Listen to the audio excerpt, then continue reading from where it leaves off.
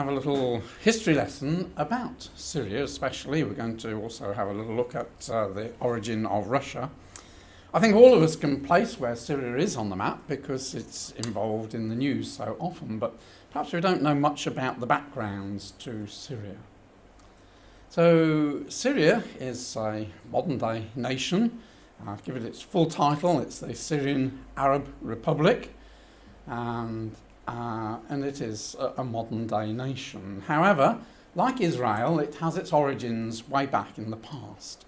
And its capital is Damascus. And if we just hone up the map a bit, Damascus is to the south end of Syria, and that was its capital for a long time and is the capital today.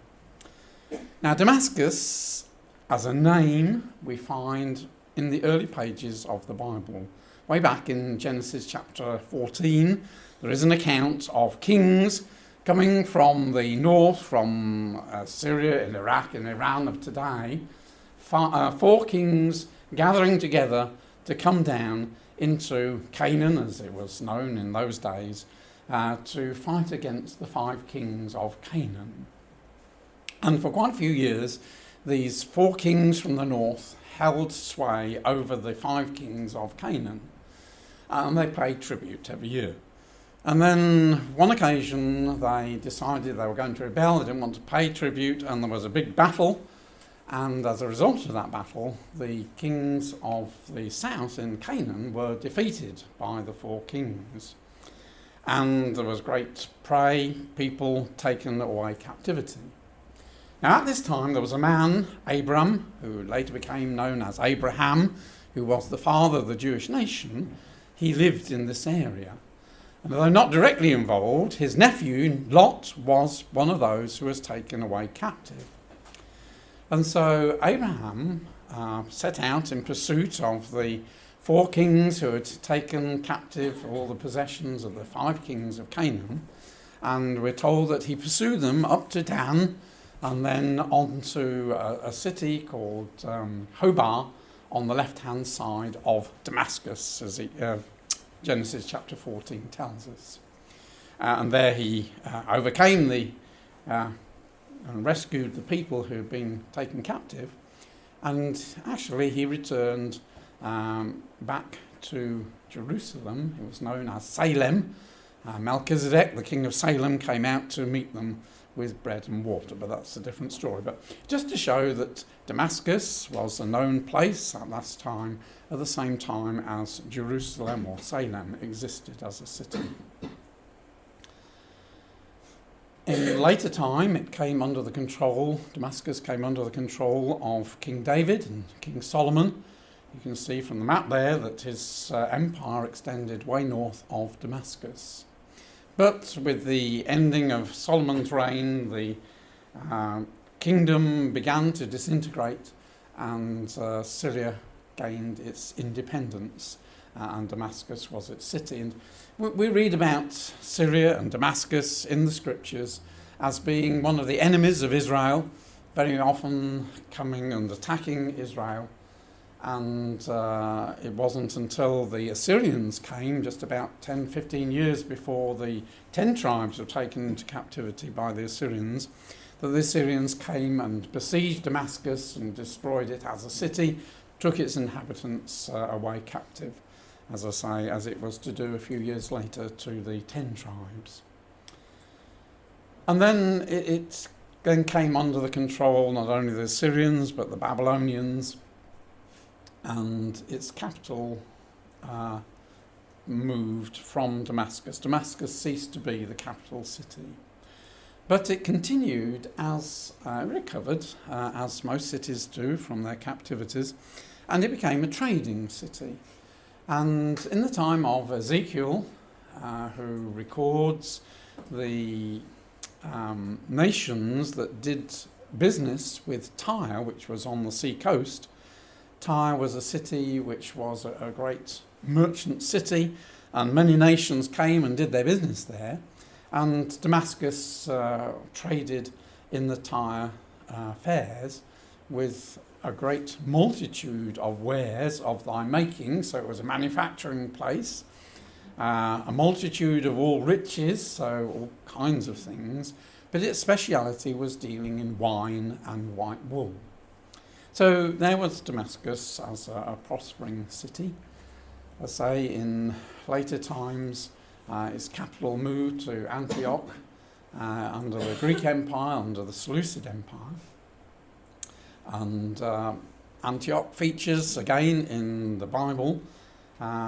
This was where Paul set sail from when he went on his missionary journeys. As also Damascus features in the New Testament, because it was Saul, who became later the Apostle Paul, who had his great revelation on his journey to Damascus, where he saw that blinding light and his eyes were opened that Jesus was indeed alive and was in control of affairs, and he had his great calling. Antioch exists as ruins today. It's actually in part of Syria. When at the end of World War I and this was all divided up, Syria had the coloured portion on that map, and Antakya, which is the modern Antioch, the ruins of Antioch lie alongside it, is actually in Syria, in Turkey, rather than in Syria. And Syria would very much like it back, and maybe in all the battles that's taking place at the moment, this area will be taken from Turkey and restored back to Syria, but that's a bit of the by. So back to history. So after the Greek Empire, the Seleucid Empire, the Romans came along, and Syria became, like Judea, a province of the Roman Empire. And later on, when the Roman Empire was divided into East and West, it became under what was known as the Byzantine Empire, the Eastern Empire. It became a province of that. And then subsequently, Muhammad comes along, conquers the area, comes under control of Muhammad. Christians come along and have crusades, and Syria becomes part of the Crusade Empire. A very mixed history for the land of Syria until we come to about the time of 1453, when Constantinople fell to the Ottoman rule. And a few years later, in 1516, it came under control of the Ottoman Empire. The Ottoman Empire continued to expand. This is a map showing it as its greatest extent, about 150 years after Syria came under its control.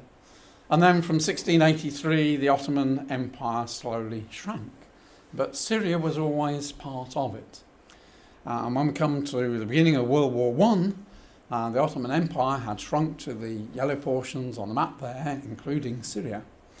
And as a result of World War I, with the actions of the British and the Anzac forces and the French, the whole region was freed from the Ottoman rule, and Turkey was pushed back to where Turkey is today. The Ottoman Empire came to an end, and the state of Turkey was established in 1923 after the World War I.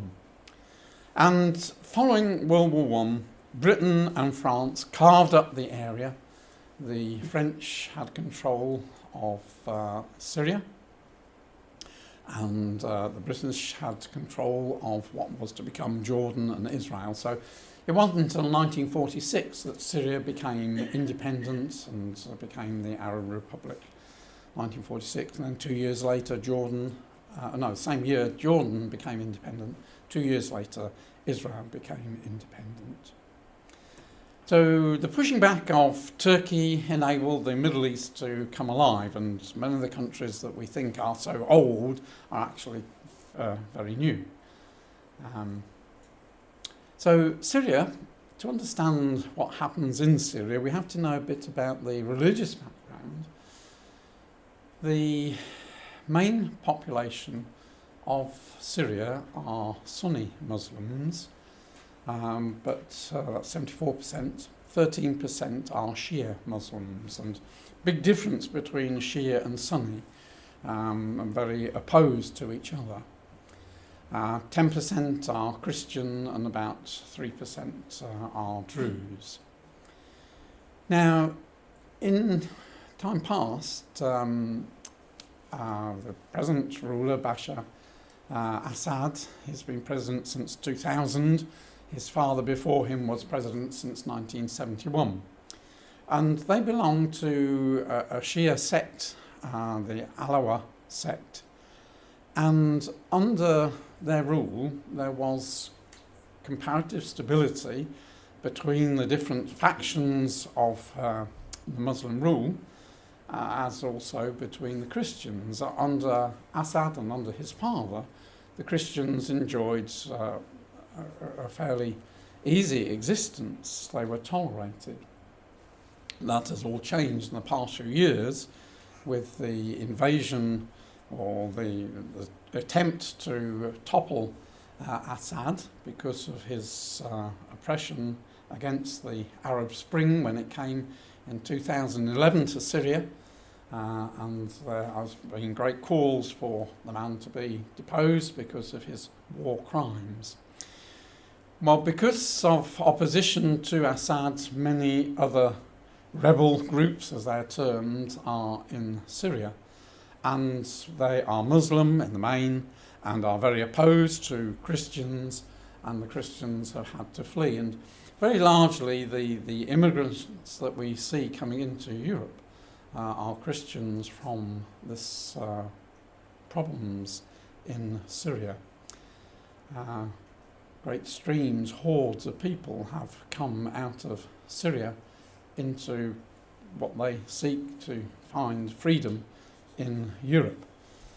And really, Brexit was largely the pressure that this immigration from this region into Europe caused pressure upon the British people to say enough's enough. We can't stand the increase in numbers of migrants into this country, and their desire to have secure borders did lead to an element of the vote for Brexit.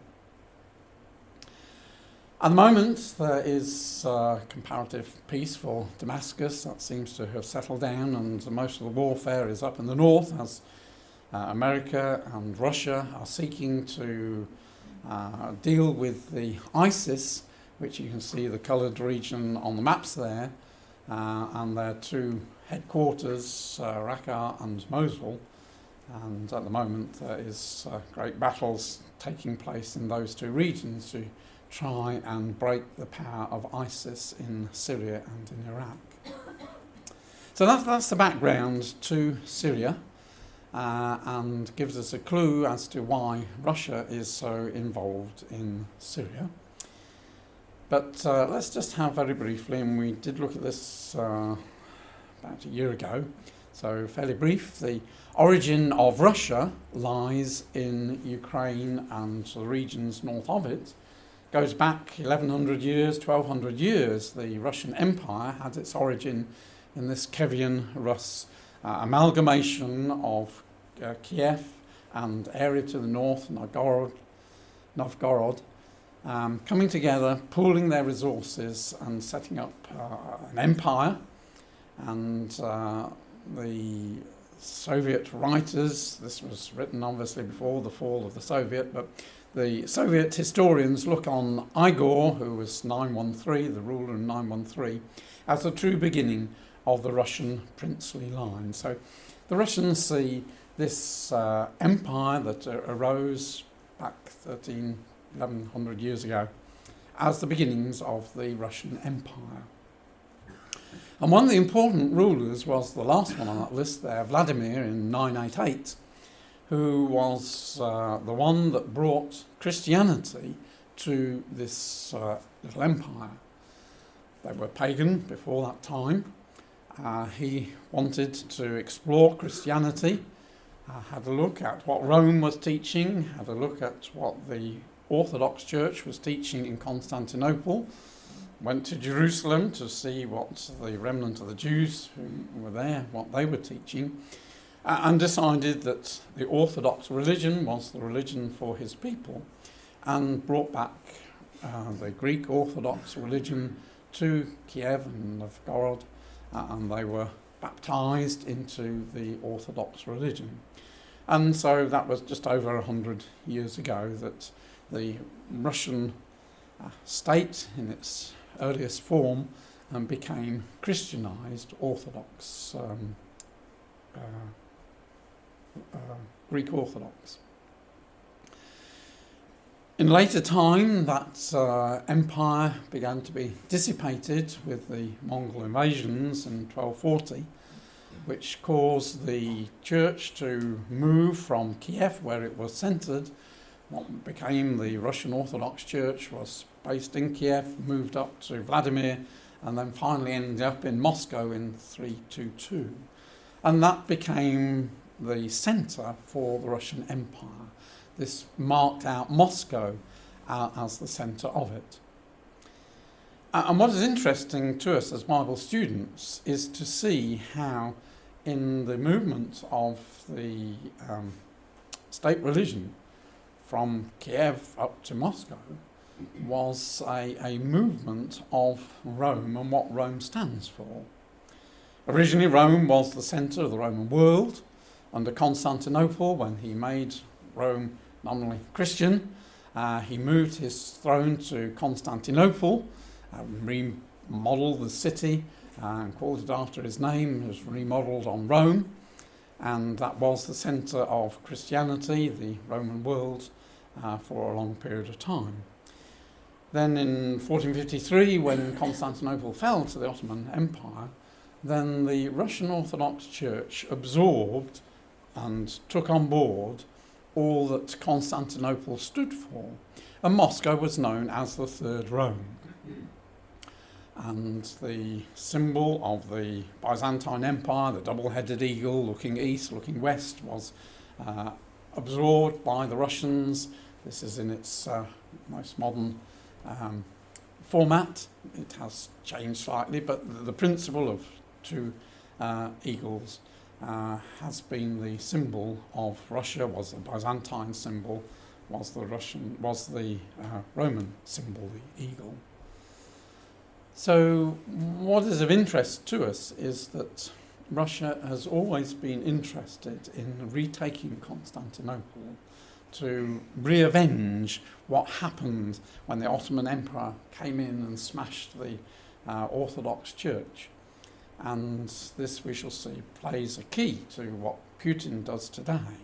He is desiring to take Constantinople as well as Jerusalem, but we shall come to that in a moment. So from about 1240 onwards, Moscow was the centre of Russia, and this shows it from about 1151 to about 1965.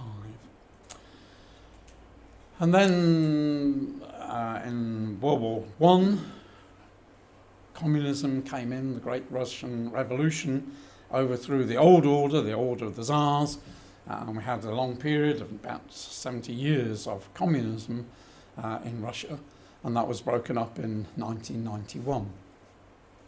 And subsequently, rulers like Putin have looked to rebuild the empire that Russia used to have.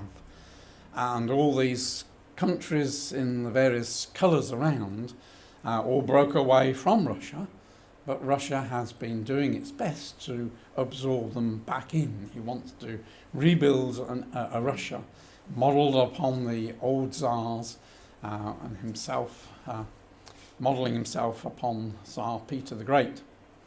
So modern-day Russia has gone through various stages, and at the moment it is trying to rebuild itself with church and state working together as it did in the past.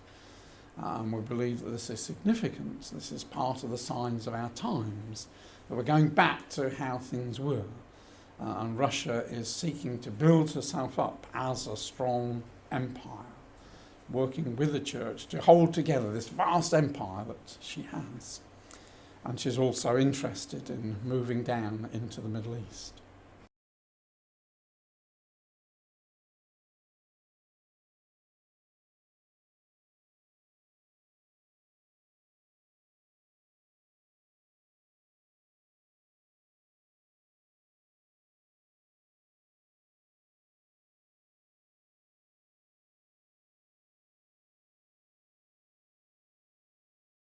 BibleTruthandProphecy.com is a worldwide collaboration by Christadelphians to help promote the understanding of God's Word to those who are seeking the truth about the human condition and God's plan and purpose with this earth and with mankind upon it.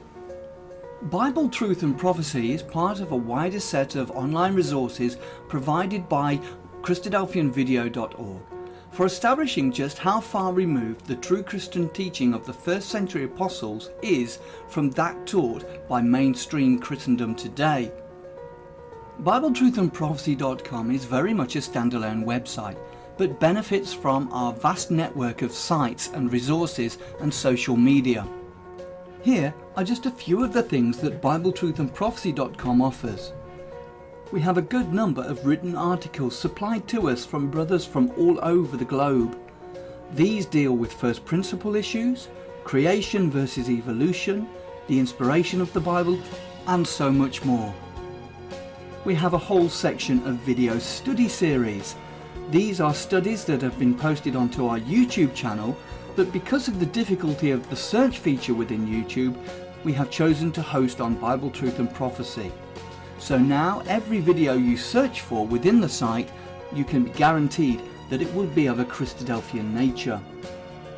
We also have a preaching video section where any ecclesia is invited to download and use or embed these videos within their own ecclesial websites. We also have an exhortation service where we produce 2 or 3 exhortations per week, which we then circulate to brethren and sisters in isolation.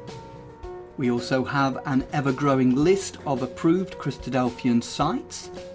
We also have a page of live news feeds, so you can keep up to date with all the breaking news as it happens. We also have a section for the daily readings.